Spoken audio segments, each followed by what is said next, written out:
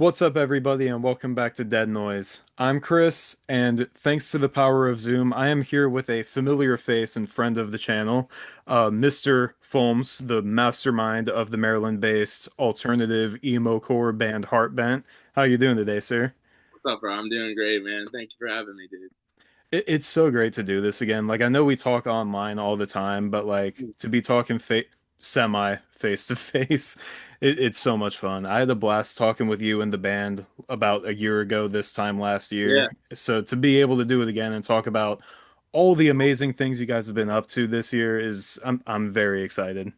dude, so sick, man. Yeah, it's a blessing. And everybody, we were just chatting for like 30 minutes too, so we already have the we already have the blood flow and the chemistry going. Yeah, for real. I wish we like were recording beforehand, and so like we could have like a blooper reel, but Dude, yeah, we had some banger conversations. yeah, for real. So there's a lot to get into, but I think first I want to start with the new chapter of the band musically. Your Yeah, latest single, At First Sight, came out, I think it was the beginning of March, and I'll tell you what, it's been on repeat for me since then. I love it. It's probably my new favorite hard band song. yeah, How has the reception been so far from your end? dude, amazing. Yeah, so it's the first song from our upcoming record, and we released that one right before we left for a big tour, and I masterminded it perfectly. I was like, I'm gonna put it out like 4 days before the tour. We played a local show like the day after, so I was just like, it's boom, boom, boom. Everything, set it up for success, and man, it's doing great. Like we're not like obviously we're not like huge band, but in terms of numbers, like it's surpassing streams for songs that we've had out for over a year, which is like fantastic. Like when we first put it out, like our Spotify listeners were higher than they've ever been. People are telling me like, dude, like I like your music usually, but this song, man, there's something about this one that just really gets me, and it means the world because it's personally my favorite Heartbent song that's released. Like I won't really listen to every once in a while. I'll listen to our music, but I also listen to At First Sight on repeat. Like every once in a while, I'm just like, I just need to hear this one again. And I'll listen to it like 5 times in a row on my drive to work. Like something about it, the energy is just so cool. Just going off of the first album, like there were some bangers on there and like really upbeat and energetic songs, but there was something about the DNA of this latest one that just seemed like it was turned up to 11, and I loved it. For that song, I so we our music video for From First to Last, we filmed that one maybe a week before we went in the studio to like start working on this record. Hmm. And I don't know if anyone saw the From First to Last music video, but we shot it outside in January at like from like 7 p.m. to 2 in the morning. It was like 10 degrees outside. I was running around in a t-shirt, falling in the snow, getting chased by a mysterious masked killer. Bro, I caught the flu worse than I've ever had anything in my life from that shoot. I was actually doing like labor work in DC like 2 days after it. And then like I almost passed out doing that. I was like, I am not good. I spent a week in bed and then literally finally got myself up and I went into the studio to go record At First Sight. And then I was like, guys, I don't know if I have it, but somehow I managed to just pull it out of me and then sing higher notes than I've ever sang in my life. And I was like, holy shit, I just did that, you know? It was so cool. It's like, Tuma! Like, I even have to falsetto it right now, but it was so sick, man. It blew my mind. It's one of my favorite ones that we've done so far. Did you have vocal training at all, or was it just a matter of like just getting used to singing, or like what was that process for you? So over the past maybe year or two, post the recording the first record, we did a lot of like emo nights. So we'd be covering like My Chemical Romance, or we do like Escape the Fate or Falling in Reverse, and those ones specifically really forced me to just really work on my range and singing higher and higher and higher. And then after just months of practicing for those and then getting ready to do them, I feel like my voice grew into just expanded my range truly. Like I can even sing a little lower now. I can sing higher, and I feel like that's honestly a huge reason why I could do it comfortably now. It's funny. I originally wrote that song for Elle to be singing because it's so high, and then then it got to the point where it's just like, okay, it seems like I'm gonna have to be the one singing it, and then I just said fuck it and just gave it a shot. And then maybe the first two times was a little squeaky, but eventually I just finally got that tomorrow, and I was like, just didn't look back with it. I was like, this is awesome. So proud of myself. That was a great way to kind of jumpstart into this tour that you got on, which was Mm, pretty big deal. I don't know if th this up and coming band called the Red Jumpsuit Apparatus. I don't know if anyone's ever heard of them. right. But how I know it was a pretty short tour. I think it was about a week, maybe Yeah, 2 weeks actually. 2 weeks. So Okay. And that was, I'm sure that was probably your longest time on the road together mm, as a band. What yep. I remember like watching your guys' stories every single night. Like, but I want to hear it from you personally. Like, how was that experience for you guys? Oh, dude, absolutely amazing. Like 10 out of 10 recommend. Dream come true. Like the coolest thing I've ever done in my life so far. So far, I believe that more cool things are coming, but Oh yeah. this one was just it felt unreal, man. Just like, being like with the band, like we were all together for years, it just felt like a great send off moment for them. We were together, just like playing the 500 people a night, and every show was different, Some shows were a little harder than others. The first show in Nashville, that one was a little tricky because we pulled up, we already had like a little bit of like almost imposter syndrome because we were like, holy shit, like we're in a new place, we're about to open for Jumpsuit, like this is crazy, I don't know who anyone is. We get up on stage, and I'm usually extremely confident when it comes to Heartbent stuff because, like, I dedicate my life to it. Like, I'm very on my shit with Heartbent. But for this one, I was a little anxious, full full admitting. And then we got up on stage. I was like, all right, we'll be good. Like, my band is perfect. They're amazing. We never have any technical difficulties. I look at Neil. He goes, Folmzz, I'm not getting any signal right now. I'm like, what? You of all people, Neil? You're not getting signal? I'm like, okay. I'm like, try this out, try this out. I'll come back to you. I look at the rest of the band. I'm like, Austin, how are you? He's like, I'm great. I'm like, sick. I'm like, Nate, how are you? He's like, I'm great, sick. I'm like, Elle, what's up? How we doing? She's like, I'm also not getting the signal. And I was like, dude, no way. The band before us, God, was it Crashing Satellites? Like metalcore band from Nashville. Fantastic band, strongly recommend them. But they also had really bad technical difficulties before us. So like wasn't on us, if anything, it may have been like a venue thing. Because I think Jumpsuit and 408 also had some difficulties. But regardless, like that was just a harsh way to start, to start the first set of the first big tour of your life. And then eventually, like, we got to figure it out. But dude, we poured everything we had into the show that time. The crowd standing there like this. Just imagine 500 people in a crowd. Just it was crazy. I was like, oh my god, is this like what this whole 2 weeks is gonna be like? This is awful. I'm like losing confidence, but still trying to push myself. And then that show, there was obviously a certain amount of money we had to make in merch for us to, be able to keep the show on the road. We made half of what we should have made that night. I was like, oh my god, we are fucked. Like I'm gonna go into debt. This is awful. But I will say, this was just a rare exception because ever since that, every other show just kept getting better and better. Charlotte was awesome. We really found ourselves, except my mic cable that they gave me went out during our last song. So I had to grab L's, and me and her were both like singing from the same mic. I was like, it was for House of Mirrors. I was like, break Oh, away. And she's like, rise from the ashes. It was so funny. But then the show after that in Augusta, Georgia, dude, one of the best shows we played in our life. Like we made 3 times what we had to make in March at that show alone. wow. So that show like pretty much set us up for the whole run. Like it was amazing. Sold out record shop, Grand Ski Records, and then dude, every other show was just for the most part a blessing. Like no, maybe New Jersey was a little difficult. Those Jersey kids can be a little hard to get sometimes. Same with New York was a little difficult. And this guy came up to us. He was like, I loved your guys' music, but I hated your energy. I was like, what do you mean by that? He was like, all the jumping and moshing. I don't like how you jump in the crowd. Like, I was very uncomfortable. I was like, oh, okay. Because, like, I would stage dive at, like, almost every show and, like, really just try to go in the crowd. Like, we did a My Chemical Romance cover. So, like, everyone knows that song. So I do these big sing-alongs. It was a lot of fun. And he was just like, I hated that. But your music's really good. I'm going to listen to you on Spotify, but I will never see you again. Like, Oh my it just God. blew my mind. I was like, the honesty some of these people have is just absurd. Like, How old was this guy? dude, this guy was, I want to say 34, 34-ish. And it Whoa. was also his first live show, he told me. And Okay. I guess we were the third band of the night on that show. So I guess the other bands weren't as rowdy as we were. So maybe he was like, I like these bands. You know, everyone's standing still, and then we get in, and it's just like everyone's two-stepping, and like people are punching each other. He's like, I hate that. I can understand that. I can understand that. Maybe we don't all like to get punched, but like, I don't know. It was Yeah, just silly. Austin loves to tell that story. Austin loves telling that story. It's so funny. that's a good one.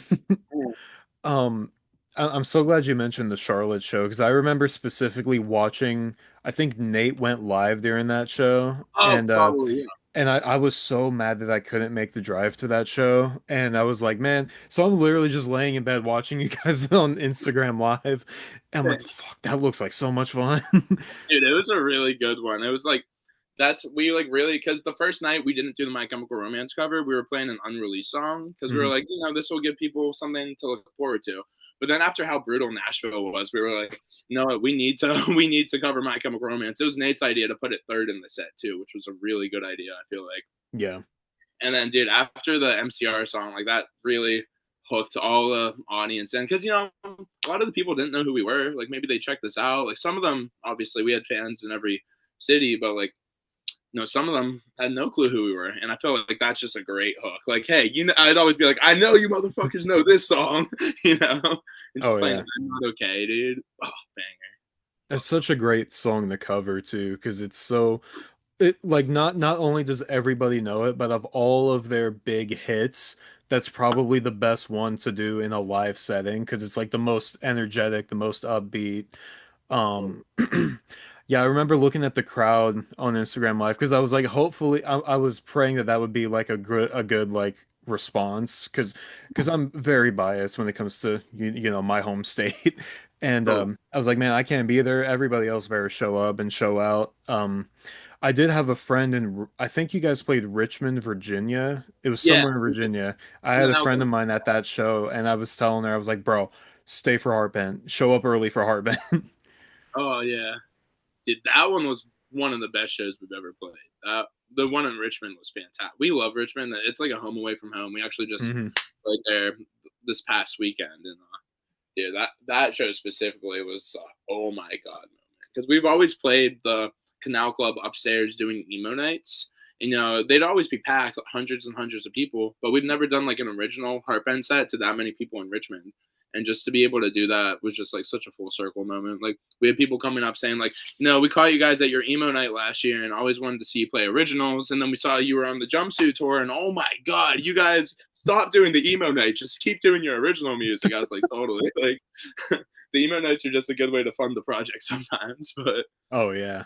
So shortly after the Red Jumpsuit tour, it was announced that Neil and Elle were leaving the band, and then shortly after that, Nate left not too soon after also. yeah, So, and I'm sure, well, I know for a fact you guys had a conversation about this before the Red Jumpsuit tour even started, I'm sure. So, totally. how how did those decisions come about, if this is something you're comfortable talking about? And I know it's completely shifted the dynamic of the band now, but how has it been kind of readjusting to this new chapter? Dude, totally great question. Yeah. So, all right, I'll paint a picture. So I think it was December of 2024.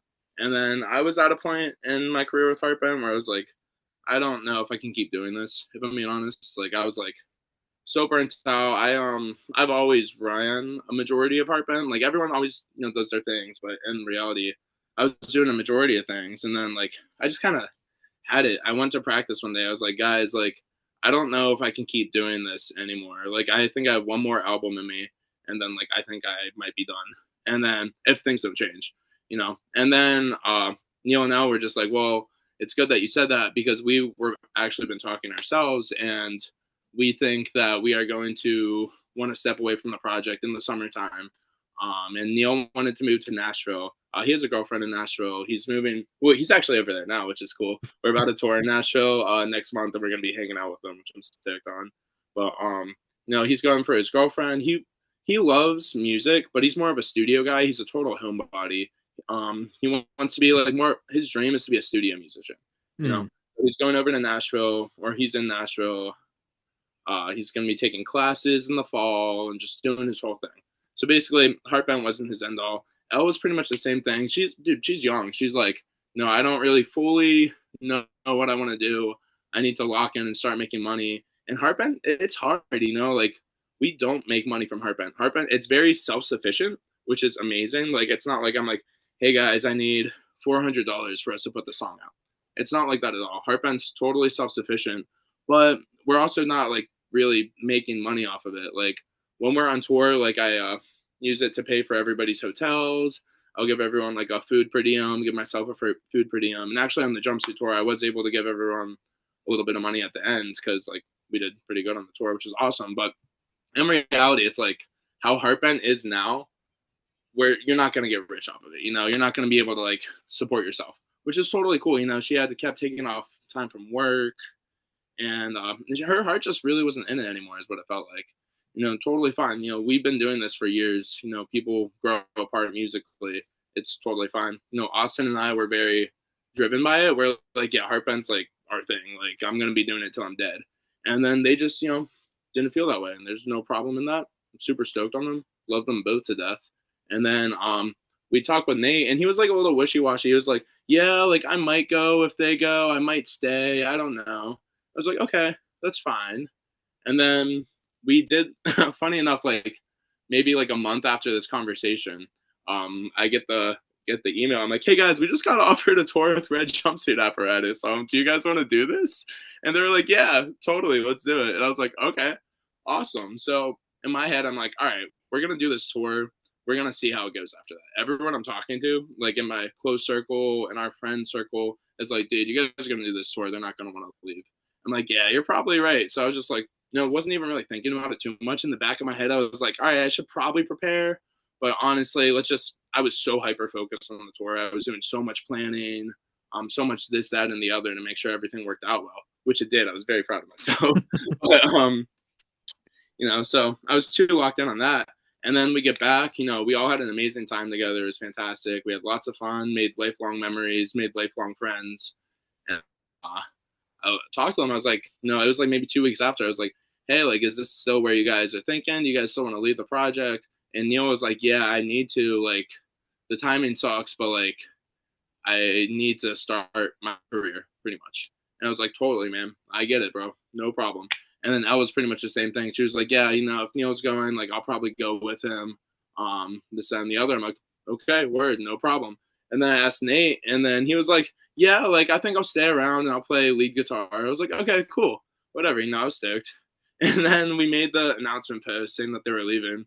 And then the next day we were in the studio, and Neil was just like, yeah, Nate was telling me that, like, he was actually planning on quitting. And I was like, oh, really? Like, I just talked to Nate the other day, and he told me he wanted to stay, and he was stoked to, like, keep touring and stuff. And he was like, I don't know, you should talk to him. So I texted him. I was like, bro, like, what's up? And basically he was just like, yeah, like, I thought about it, and, with everyone leaving, I think I'll leave too.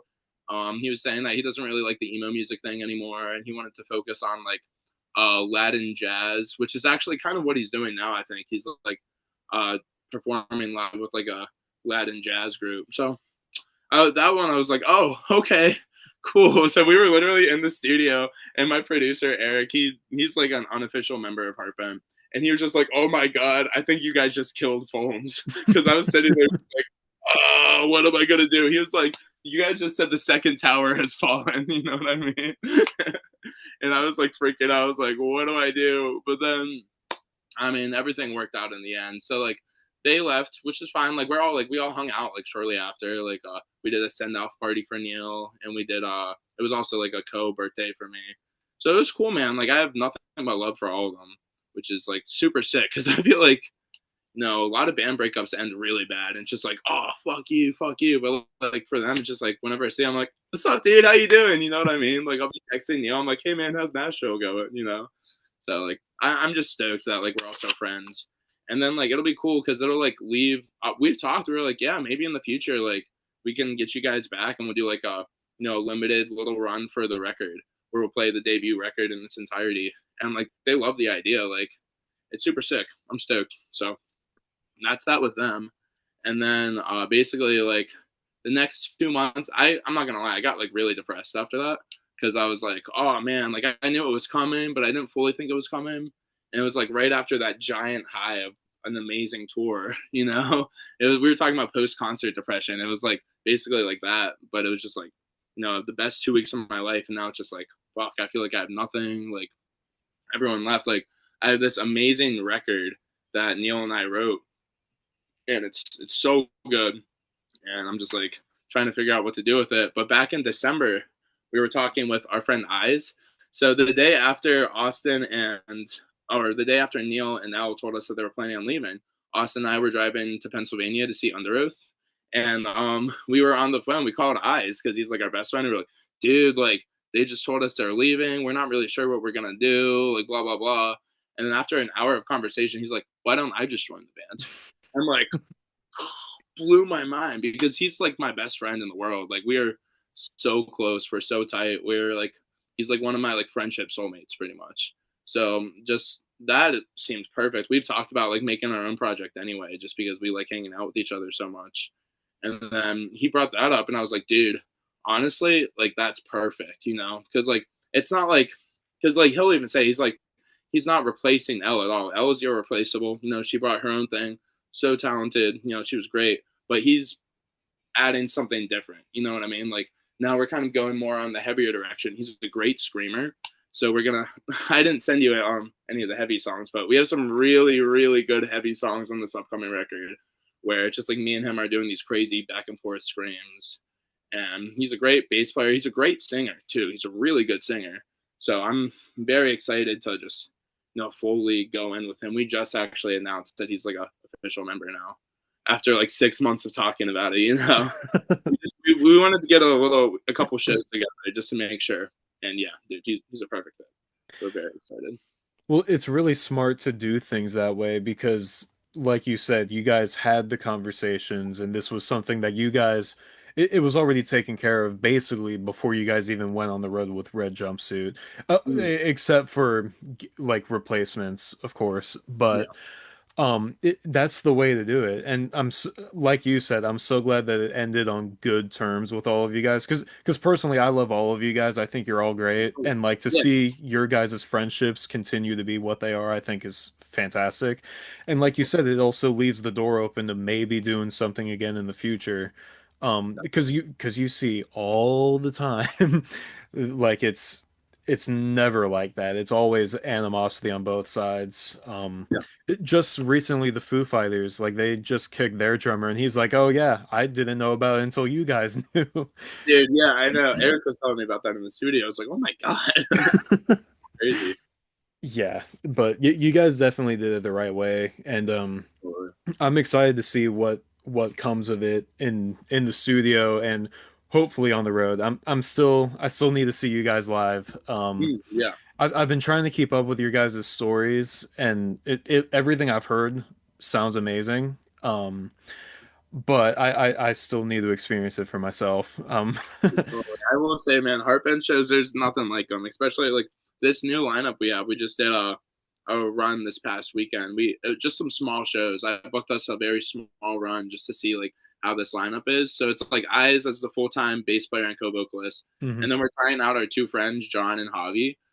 Basically, we don't know if they're gonna be full members yet. They might not, but they're great. They're our A team of live members right now. It's just they each have different things that make it a little difficult to know if they'll fully commit. Like John is in school for like aerospace science or something. Like he's a genius. So like for him, it's just like, oh yeah, like I'll play these shows with you guys and it'll be a lot of fun. And it is. It's amazing. He's great.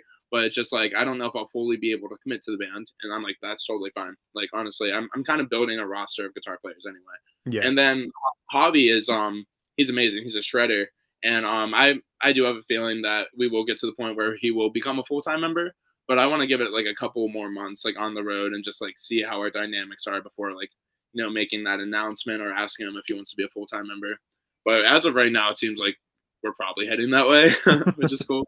He might be moving in December, which is another reason why I'm being a little hesitant. But we'll see. Whatever happens is meant to happen. You know what I mean? Like I fully have faith and believe in that. So Yeah. whatever it is, will be. But for right now, we have a great live team. We have a couple backup guys. Like we're about to do a run next month where Eyes is unavailable. So my friend Ben is coming in to do Eyes' part, And I like it that way because then it's just like we can do anything. Like it's not like oh so and so can't play the show, we can't do it. Now it's just like okay, cool. I'll just hit up so and so like someone else, and then we can still play the show. I think it's sick. How does that impact things in the studio? Because like At Yeah. First Sight came out in March. Were Neil, Nate, and or L part of those recording sessions? Yeah, so great question. So the second album that we're working on, everybody had a part in it for sure, but the primary songwriters were Neil and I. Neil and I have a great musical relationship that I don't think will ever go away. Like it's another reason I'm like super stoked that we're so like really close. Is like we were even talking. We are like, yeah, for the third record, like I might fly to Nashville for like a week, and we might just like hash it out because it's so cool, man. Like we like just wrote the record. Like I'll sing something and he'll just play the perfect thing. And like me and him have been writing songs together for like 4 or 5 years, and we just got, we're good at it together. He's a very talented songwriter. I believe I'm also a talented songwriter, and then we just go back and forth with a lot of really cool stuff. Nate would write some really cool stuff too. Nate actually wrote the riff that started the whole album too, which is so crazy. It's so crazy. So I'll tell the story. So it was like maybe a year and a half ago. I feel like we were hanging out in Nate's basement, and he just started playing this riff. I was like, I really like that riff. This is really cool. And then I just started writing like a whole song to it. And for some reason, I wrote it. And I was like, dude, this is like a vampire sex song. For some reason, I just wrote this song about vampires having sex, and then that just stayed there. And then it just kept living in my mind. This vampire sex song, this vampire sex song. And I was like, all right, bet let's write a whole album that revolves around this vampire sex song. And then that's what we did. So there's like literally a whole 10-song album of a story. That the vampire sex song is the third song on the record. So it's just like there's build up and then there's a whole world behind it. You know what I mean? And then yeah, Nate wrote that, which like really jump started the whole thing. He wrote a bunch of like cool riffs on the record. Elle also contributed some really cool stuff too, like the outro to Out First Sight. Like she has a super sick bass line that's just like super like boom boom boom boom boom boom boom boom boom, boom like super. Oh, it's so cool, dude. She killed it with that. And then like a lot of lyrics too, especially in At First Sight. Like we were sitting in the studio and I just couldn't figure out the chorus, and I believe it was her that said the "What about I could set fire to the sky?" That was her, and I was like, dude, that's a great lyric. So for sure, yeah, it was. Everyone had the, and then obviously Austin does all his drums. Austin's a god at drums. Like whenever yeah, I don't touch drums. Austin just all the time. He's amazing. But in terms, yeah, for that record, primarily Neil and I, we were the ones in the studio like just about every session. And then with Eric too, Eric Taft, our producer, he breathed a lot of life into it. It was cool. On the first record, he helped us with a lot of changes. With this one, he was like, honestly, you guys really grew as songwriters. Like, I don't have as many changes. Like he'd add like we have this song Bloodlust on the upcoming record, and I personally think it's my masterpiece. I think it's the best song ever. I'll send it to you later. And then I like told him, I was like, Eric, I need you to sanctuaryify this verse because like he's the one that came up with the cool like synths and sanctuary on the first record. And then dude, he did. He totally did. He totally did. It was so sick. Eric's amazing. He's a great songwriter for sure, and I'm just very happy that we have him in our corner, especially with this record. That's amazing because I remember listening once it got announced that Neil and Elle were leaving. I was like, wait a minute. And like you can tell like Neil's guitar solo in At First Sight. You can always tell when Neil's playing. Totally. And I was like, wait. But then I started second guessing myself. I'm like, is that Elle's vocals in the background? And then I'm like, is the album done? What's going on? Right, right, Um, totally. but like I also like in the process of getting to know you guys over the last year or so, I'm like, well, they probably planned way ahead, so Yeah. it makes sense. And I know there's not like a specific release date for the album or anything, but I'm sure it's going to be out later this year. I don't know what can be said publicly or not. I will just say, look out for October. So I'm gonna say October, spooky season, baby.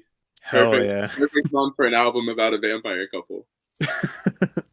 No, was Vampire Sex Song one of the ones that you guys played on the road for Red Jumpsuit? Yes. So we played that song maybe 4 or 5 times live. It was supposed to be our outro song on the Red Jumpsuit tour. We played it in Nashville, we played it in New Jersey, and we played it in uh somewhere else in North Carolina that we play, Asheville, North Carolina. We played it Hmm. there too, and it's a fantastic song. But yeah, it's a lot of fun. We'll just say that it creeps along. Like there's like goth parts. There's like some like the outro part. I showed the band the Summoning by Sleep Token. I was like, you know the part I'm talking about. You know the part I'm talking Of about. I was course. like, guys, we need something like kind of like this, and we did our own version of it. It's a little brain stewy in a way, but it's really tight, dude. It's really cool. I'll send you that one too. Hell It's yeah. it's one of my favorite songs we've ever wrote, and I'm very proud of it. It really tells a great story. Every time I show it to someone, they're like, "Oh my god!" Like I was staying with some friends the other night after our Richmond show, and they were just like, dude, they were going crazy. They were like twerking to it and everything. I was like, "Oh word!" Like girls are twerking to Heartbent. This is crazy. Something about this song in specific that just really gets the people going, which I'm excited about. Now, how much of the writing and or recording was kind of mostly finished by the time that Elle and Nate and Neil left? How much of it was kind of done? Totally, yeah, just about almost everything. Like, yeah, I Oh, mean, the day after we announced that Neil and Elle were leaving, I was in the studio with Neil. So like it's like one of those kind of things. We just like announce it so that I could continue to move on and like really find new members. hmm. It's kind of how it was because I was like, I want to make it public that you guys are leaving, so that maybe if there is like someone that really wants to join out there, that'll reach out. You know, so it was like kind of that vibe. But yeah, I mean Neil, all his guitars are finished now. We pretty much finished all of it like right after that. Elle played bass in a couple of songs. Some other songs were just doing program bass, I think, or like I might play the bass for it. She does have one verse on the record, and it's such a good verse. It's so good, dude. She killed it. It sounds amazing, man. I can't wait for everyone to hear it. It's so good. It's so funny. I'll like show it to people, and they're like, "Damn, that sucks that she left." I'm like, I know, but like, what are you gonna do, bro? You know what I mean? It's like you can't like yeah, it's whatever. I was like, yeah, it's so good. And yeah, then Nate played the guitars in Vampire, but I think that's all he played guitar for. Hmm. Um, and then yeah, Austin did all his live drums, and then I did vocals for everything except for one song, and then we have Isa's vocals on a few songs, and then I think we're gonna get our friend John to sing some harmonies too, because he also has a fantastic voice. So I'm just like, dude, let's get you on it too, man. Really just beef this record up. I'm telling you, man, it's an amazing record. It's like I'd spent the last like 9 months of my life just like absolutely purely dedicated to this album, like writing the story of it, writing the music of it, um, coming up with the concept for the music videos. We're gonna be making a comic book, like all these like really cool things. For a while I wanted to make a music video for every song, but then like reality kicked in. I was like, I did not have that kind of budget at Yeah. all at all. Like we're looking at like at least like $1,000 a music video. Some may be cheaper, some more. And in reality, I'm like, we can't afford that. So we're probably gonna do like enough music videos where it'll like tell the story of the record, but it won't tell every single part. Which that's why we're doing the comic book because I want the comic book to be made to like really tell like everything. We're getting a old friend of mine, Charlotte. She actually specializes in vampire comics, so it was a no brainer to hit her up. Wow. It's perfect, dude. Her art style is amazing. Like once it comes out, everyone's gonna see it. Like, oh, okay, this is cool, and it's gonna be sick, man. It's gonna be a comic. It's gonna be a little bit of like a zine too, like because I'm still in the planning phase, and then there's probably gonna be like a little thing to scan it where you can download the record too. So it'll be like, yeah, you buy the comic, you get like some articles, some this, that, and the other, but then you'll also get like the music too, That's cool. which I think will be sick. Like a little QR code or something to download it. This might be the most important question as far as the album is concerned. Are there any yeehaws on this album? Yeehaw! Not yet. We might have to cut in though. We might have to pull up in. I might have to call Elle up and be like, "Yo, pull up to the studio." She has to come in eventually one day to finish her verse. So like, I'll just be like, "Let's just throw it in the breakdown real quick, just for the people that know." You know what I mean? Honestly, like that's probably my favorite story from the last interview I did with you guys was the Yeehaw and House of Mirrors. I think about every time I listen to that song now, I can't not hear it. It's so it's in our backing tracks. So like we that like specific part is in our backing tracks. Yeah. Like yeah. It's so like whenever we play it live, I'm always it's like a little chuckle. I'm like, oh, like it's there for the people, you know? That's amazing. It is I so love that so much. good, So, yeah. That's a fun um, so I know that there's not a lot that can be said. At First Sight is a fantastic way to start teasing this upcoming album. one. It's a concept album and it's about vampires. That's like two of my favorite things right off the bat. So I'm personally very excited to hear it. What all you said look out for October. What Mhm. else can fans expect from Heartbent through the end of 2025? We're gonna be doing some shows, sporadic shows here and there. Hopefully, we'll get some more tours. But right now, I'm not as focused on like touring. I'm more focused on finishing this record, finishing music videos and media, and putting it out. But obviously, if we get a good offer, I'm not gonna turn it down. You know, like touring is like my thing. I'm just not gonna go out of my way as hard as I have in the past to look for tours right now. But we're gonna be playing shows sporadically to kind of help us fund the record. We'll be doing new merch drops every once in a while to also try to kind of help fund the record. We'll be releasing singles. We're gonna do like the classic waterfall singles thing. So we're probably gonna release at least one single a month throughout the summer until October, possibly more, just because I really want to get as much out of this record as possible. But the next song coming out is very different. I sent it to you earlier. Some people are gonna hear it and get upset. Trust me, don't get upset that it's not heavy. There will be much heavier Heartbent songs than you've ever heard. Even heavier than From First to Last, you know. So that's something people are always like, "Where's the screaming?" I'm like, "Trust me, listen to this song." They're like, "Oh, there's the screaming," you know. So like, I will say this new record, it's very versatile. It truly tells the story of the ups and downs of a relationship. Um, it basically the whole record is revolved around the quote, "Love ends in heartbreak or death." I'm just gonna leave that there. Like the record totally follows that quote. I think it might actually be. I don't have a solid name for the record, but it's a solid contender. Heartbreak or death. Um, I will say that. But yeah, also if you're in the Baltimore area or close to it, we're gonna be shooting a music video soon. We're trying to lock in the date, but basically what we're planning on doing is there's a club called the Depot, and we are trying to figure out to like fully lock in a date. We're in the process right now, but we're gonna be doing kind of like a live music video to tell the story of At First Sight, and then the song that happens right after, called Die by My Hand. Um, yeah, it'll be both those songs in the music video, and we're gonna be filming it like it's gonna be a classic Heartbent show with the story also being shot at the show. So we're gonna need tons of people for that, at least 50 people. I'm sure we'll probably get a lot more than 50 once I announce, hey, we're doing a free show slash music video shoot. Dude, the capacity at this place is like 150. I think we're gonna have it like beyond packed. But Dang. yeah, I wouldn't be surprised. Last time we threw a show there for my birthday.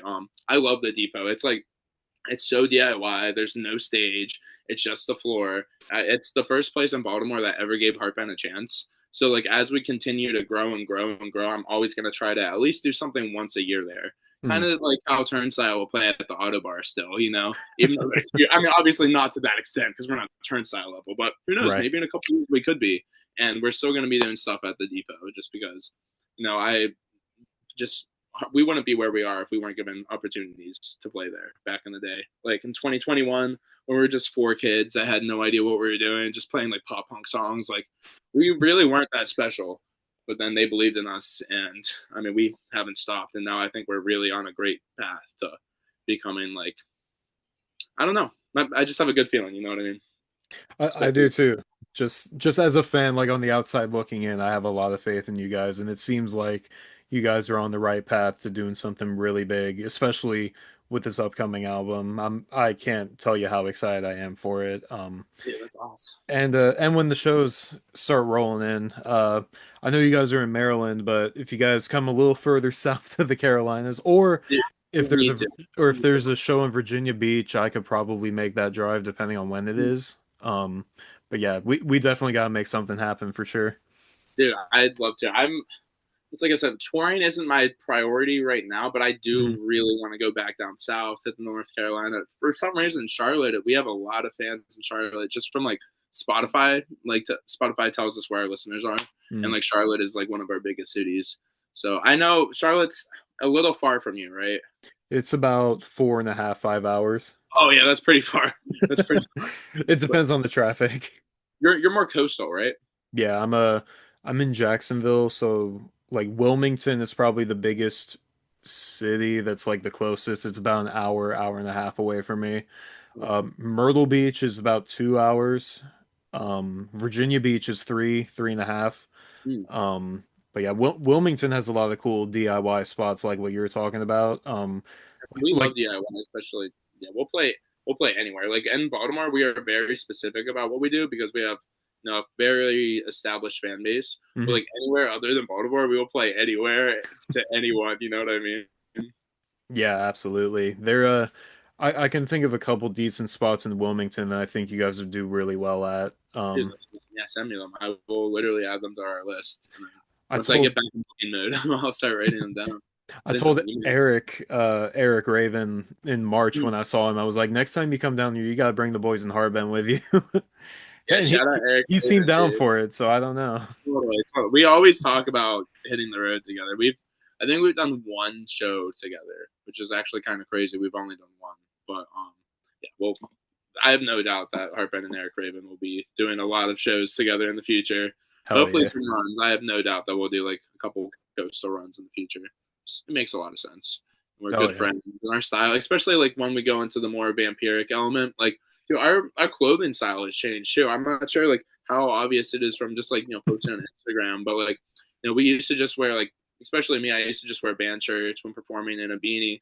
Now I'm wearing like button downs and overalls and fishnets and like vampire shirts and shit. Like we're really trying to like move past like, oh, Heartbent just a band, a rock band. Like we're really trying to do that. No, we're larger than life. Like this is more than just this isn't like coworker music. You know what I mean? Like, totally, totally.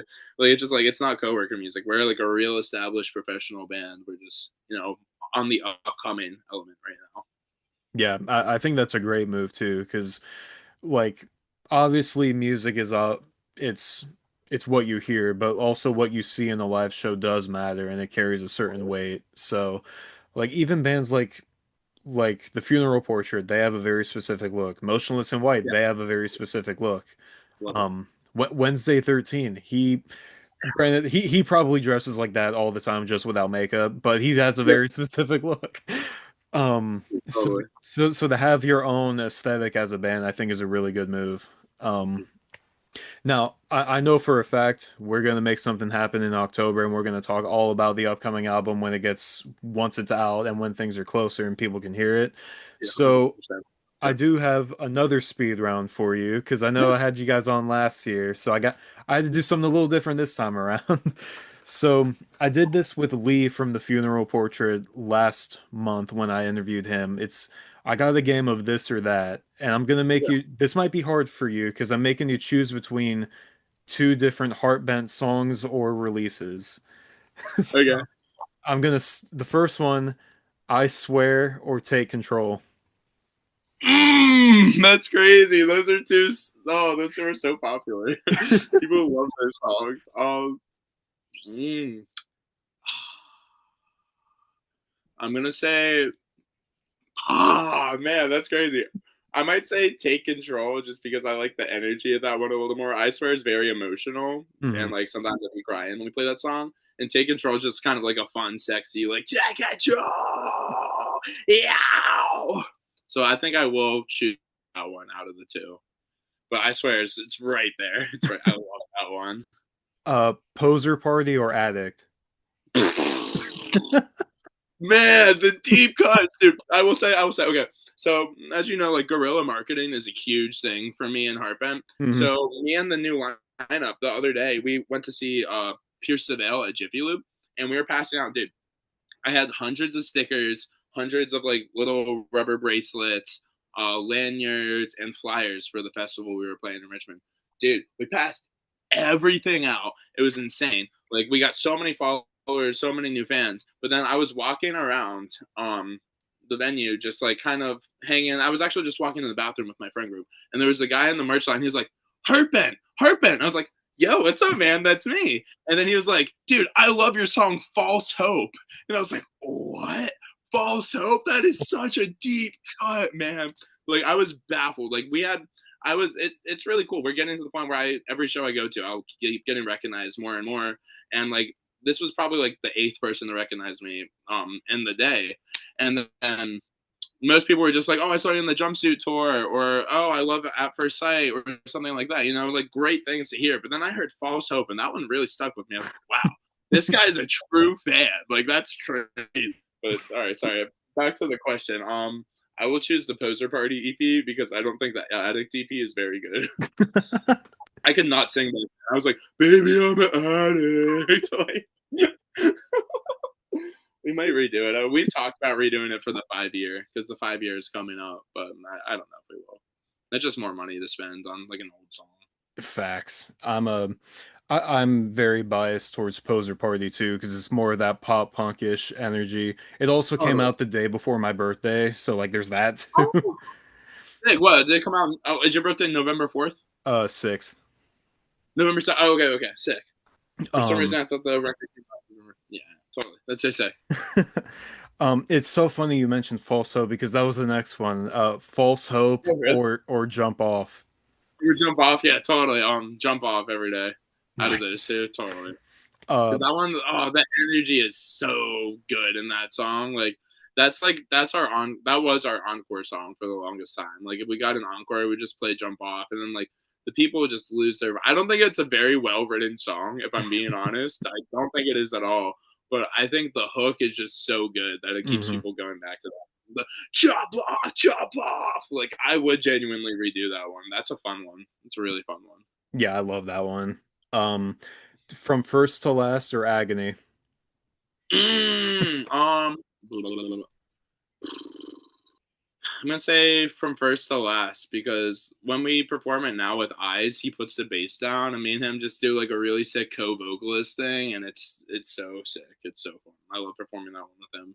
And then we'll also something I started doing at the jumpsuit tour because no one else in the old lineup of Heartbent could scream, so it was hard to go like nothing, nothing while running around on stage. So I would be like, I need everyone, when I point at you, I need you to scream nothing at the top of your lungs. And there's nothing like hearing 500 people scream nothing at you when you just point at them. You know what I mean? I'd be like, nothing, nothing. You know, it was so sick. It was so sick. That's so cool. The last one, this is a conflict that I have with myself on a daily basis when I listen to these two. House of Mirrors or At First Sight. At first sight, all day. Those they are two kind of similar, like emo-y songs, but at first sight is I love that song so much. But House of Mirrors is also the I can't trust anybody. That's so sick. I feel like I feel like At First Sight I just listen to more because especially now that it's like out, but like when I'm just driving around or just zoning out or when I'm working on something, I have it on. House of Mirrors is like perfect for when I'm like in my feelings and like just like in my own thoughts. But it's like they're both so good just for different environments. Hell yeah, totally, dude. I totally feel that. Yeah, I love those songs. It's like putting my babies against each other, you know? I had a feeling this would be a fun one to do with you. Dude, that's sick. I love it, man. um when the album comes out in October, I'm gonna probably go even deeper and pick songs from the first album and then songs against from the new album. The new record, dude, totally. I feel like and that's the thing. Like I always like told myself, I was like, the first record's not that good. It's not that good. I kept saying that to myself for whatever reason. I don't know. And then like I would say that to Eyes, and Eyes would always be like, no, dude, your first record's really good. And I was like, no, but it's not as good as this new one. This new one's amazing. And then one day, then one day I was driving around. I was driving like for 7 hours for work, and I was like, all right, I'll put on the first record. And I was like, oh my god, why was I talking shit on this record? This record's sick. Like, Yeah.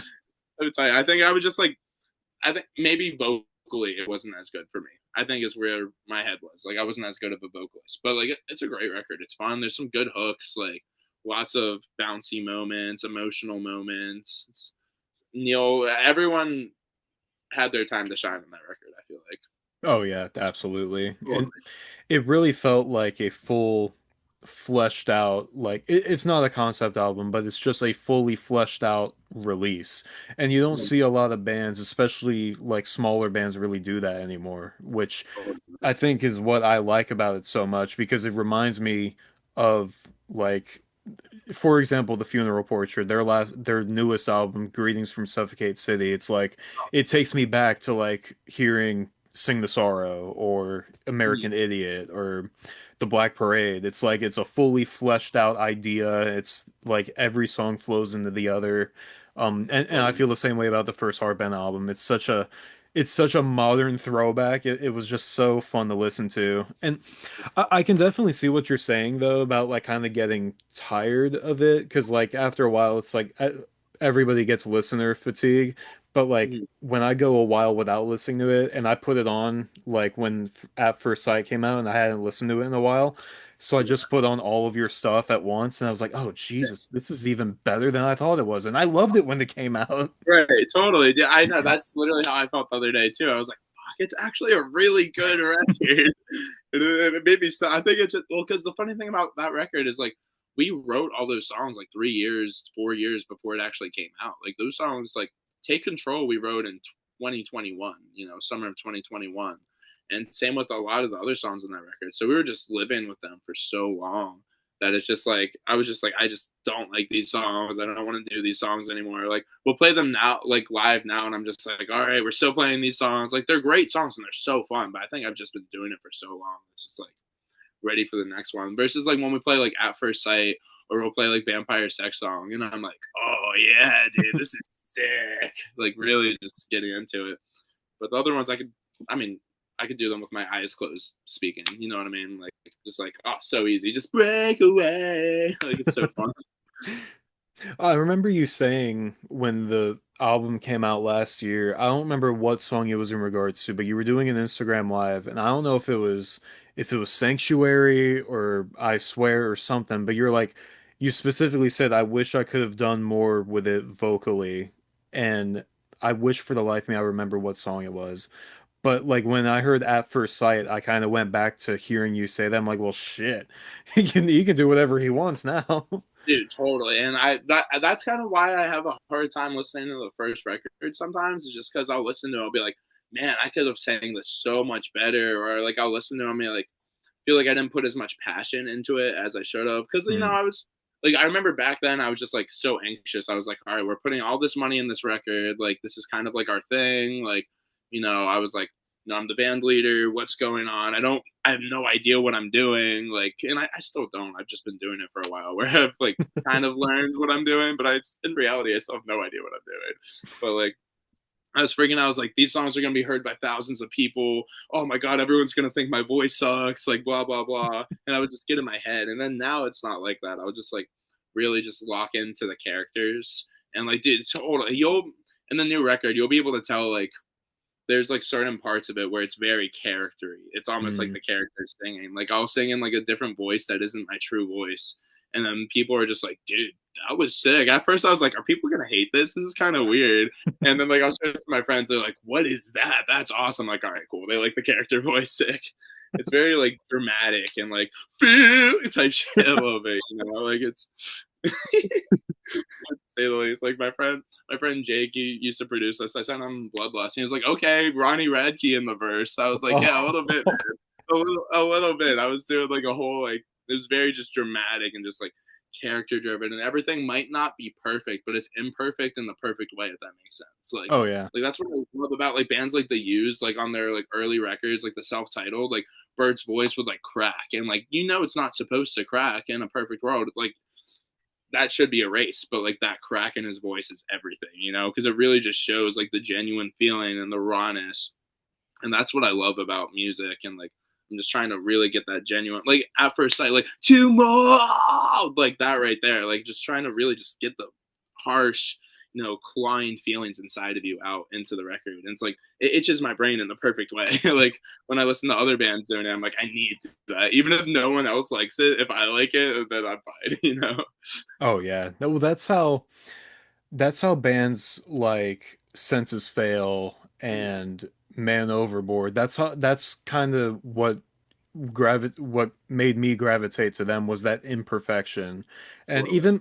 even from a photography standpoint, like it's just I feel like more people need to lean into that rock and roll sensibility where not everything has to be perfect. And I'm telling myself this as a photographer, and I look at my photos, and if just the slightest thing is out of focus, I'm like, fuck, I gotta throw this away. But then Right. No, I get it. I Yeah. see other people's photos, and it's like, oh shit, no, that it's rock and roll. It doesn't have to be perfect, Totally. especially in today's age where the biggest bands are there's so many vocal effects and layers. And like, don't get it Yep. twisted. I think it's incredible what some of these bands are doing, but Totally. not everything needs to be sanitized and processed to oblivion like some releases are. And Right. I think that's what's great about like the first Heartbent album and At First Sight and what this next album is going to be Mm, is that you can actually feel the emotion on a deeper level and not just like interpreting lyrics. You can actually hear it and feel it. totally, dude. That's what I love. And going back, like I will say, I saw a band the other day. I'm not gonna say who they are because I'm not trying to like start any beef with anyone. But it was like an upcoming band, kind of in the scene that we're around. They're bigger than Heartbent, but not by too much, you know. Hmm. But I watched them. They were touring with a band I liked, and then I was just like, they're not really singing. I was like, this guy is not singing right now. I got furious, dude. I was like, there's like, because like it's one thing if like the song has a lot of vocal effects, like totally, like you're gonna do that, I Yeah. understand. But I was like, there's no, I don't hear this man at all. I just hear vocal effect. And then I looked, the backup vocalist would go to do their thing. I was like, there's no way they're doing that live. Nobody sounds that perfect live, and nobody sounds has those effects live, especially without like a touring person that's like mixing you. You know what I mean? Yep. Like, sure, the big bands, like maybe they'll have someone that's adding those effects perfectly on time and everything. But like, I don't know, man. That threw me the wrong way so bad. It like almost ruined my night. Like I was watching that, and I was just like, does anyone else notice this? It's like the curse of being a musician. You know what I mean? Because then you'll just like see all these things, and you're like, no, that's not how it should be. It made me so upset. It's also like going to shows. Like if you ever see that meme, it's like the musician at a concert is like a football player in the stands, like dressed in his like football outfit. Like that's totally what it's like being like a musician at a show. Like I'm just like, fuck, I want to be up there so bad, you know. That should have been me. No, totally. Like sometimes it really is like that. And it used to be a lot worse. I'm a lot more comfortable now, but I remember back in the day, like I'd go to like any show and be like, "Fuck, I yearn for that stage," and I still do. Don't get me wrong, I still do.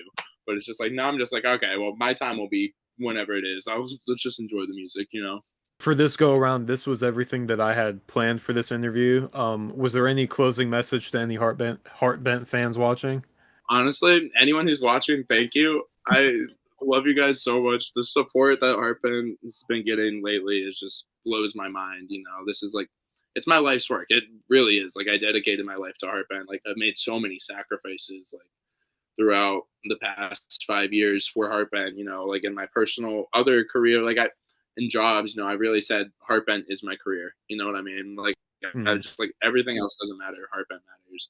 And it's really a hard career to pursue, but it's the only thing keeping me going. And just like it's all because of the people that support us. So anyone that's watching this, seriously, thank you so much.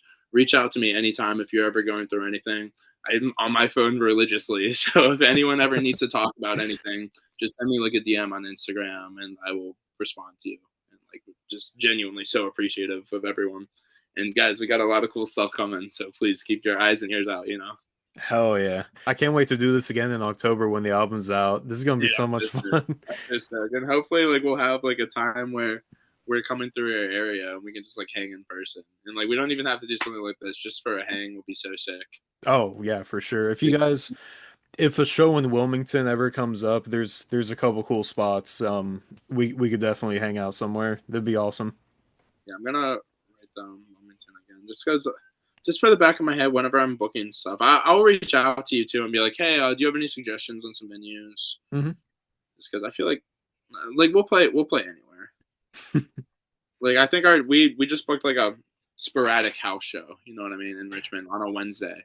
Just That's right. because just because like our waitress that we were eating at a place that's also a venue and our waitress was like, well, they're booked up until November, but hey, you want to play our house show next weekend? And I was just like, we just might. So, you know, we're just trying to keep the show on the road, try to have some fun. Selling merch is obviously that's how we fund the fucking damn thing. Yeah. Yeah, yeah. Shout out anyone that's watching. Yeah, buy our merch, please. We have a store. Are I those gotta. are those beanies online? Are they on the online store? Oh, dude. Actually, the new beanies might not be on the online store. I probably should put them up. I was about to say because I think I was looking for one, but I don't think I saw it, and I wasn't sure if it's because you guys were on tour or what. I Yeah, I just definitely need looked to get at. one of those. Dude, totally. Yeah, I should put them back up on the store. But just if I have more, just text me and I'll give you like a homie discount and shit. I appreciate it. Dude, of course, man. Of course. Well, thank you so much again, and to everybody who watched this, thank you for watching. And until the next interview, stay tuned, stay scared, and I'll catch you later.